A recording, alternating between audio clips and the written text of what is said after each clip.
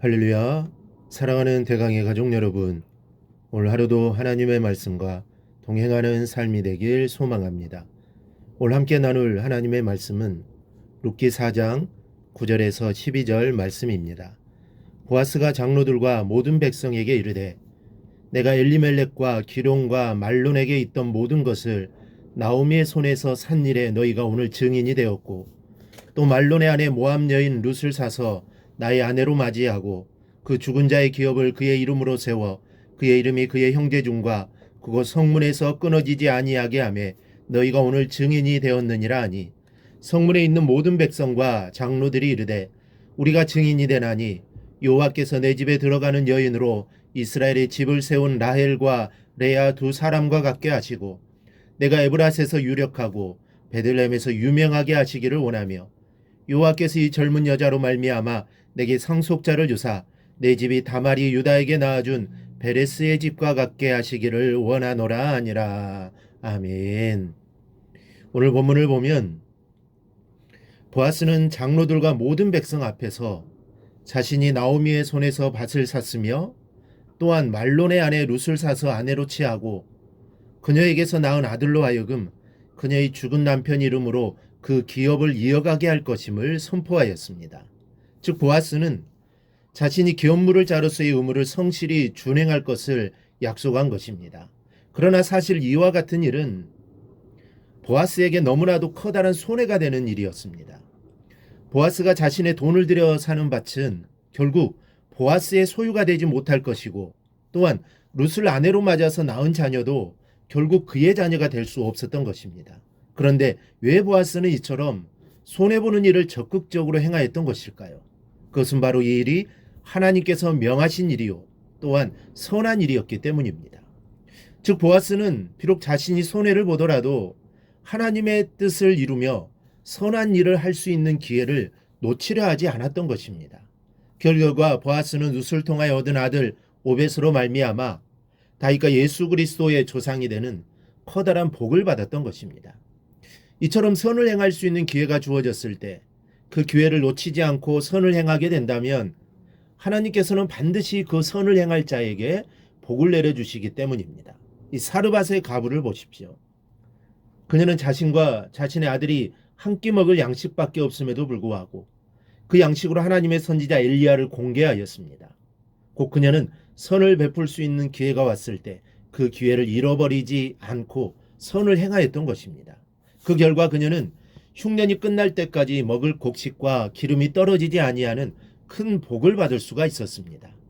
하나님께서는 아무리 작은 선행일지라도 그것을 잊지 않으시고 반드시 그 선행한 자에게 복을 내려주시는 분이십니다. 그러므로 우리는 여러분은 언제나 선을 행할 수 있는 기회를 적극적으로 찾아야 하며, 또한 그 선을 행할 수 있는 기회를 만날 때는 망설이지 말고 선을 행하기에 힘쓰시기 바랍니다.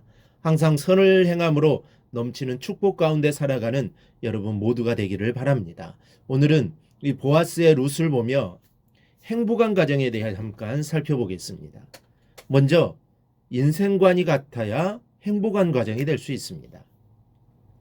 남편은 교회에 다니고 아내는 절에 나간다든지, 아내는 알뜰살뜰 살려고 노력하는데 남편이 방탕하며 산다면 정상적인 가정이 될 수 없습니다. 그런데 룻의 가정은 아주 이상적인 가정이었습니다. 보아스와 룻의 인생관은 하나님 신앙으로 가득하였습니다. 이 보아스의 신앙을 보면 2장 4절에서 그의 하인들에게 인사하는 말에서 나타납니다.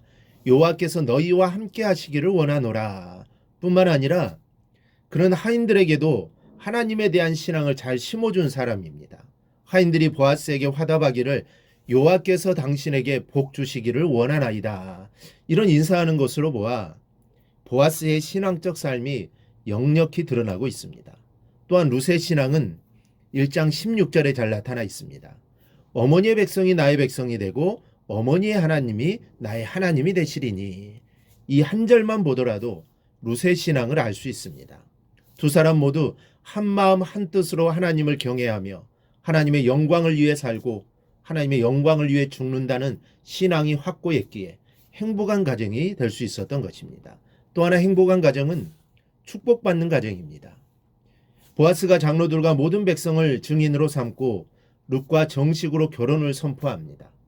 이때 모든 백성과 장로들이 보아스의 결혼을 진심으로 축복하고 있습니다. 행복한 가정이 되기 위해서는 축복이 있어야 합니다. 이웃이 빌어주는 축복이 그대로 그 가정에 임합니다. 백성과 장로들이 축복한 대로 보아스의 혈통에서 다윗 왕이 탄생되었고 훗날 메시아가 탄생하신 것입니다.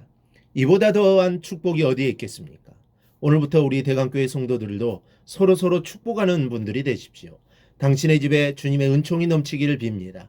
당신의 집에 사업이 번창하길 기도합니다. 당신의 집에 주의 평화가 임하길 기도합니다. 이렇게 축복해 보십시오. 축복하는 성도의 가정과 축복받는 성도의 가정에 하나님의 복이 넘칠 줄 믿습니다. 셋째로, 행복한 가정이 되려면 선한 삶을 살아야 합니다.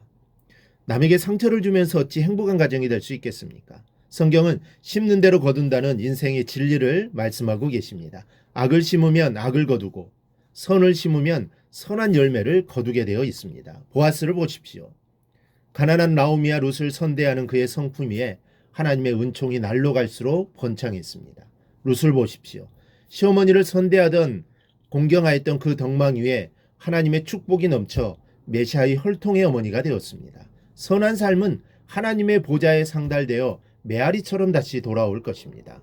오늘 보아스와 룻의 가정을 보면서 이제 여러분의 가정도 룻의 가정과 같이 큰 은총과 복을 누리는 가정이 되기를 바랍니다. 그리하여 행복한 가정, 복된 가정이 되기를 주님의 이름으로 축원합니다.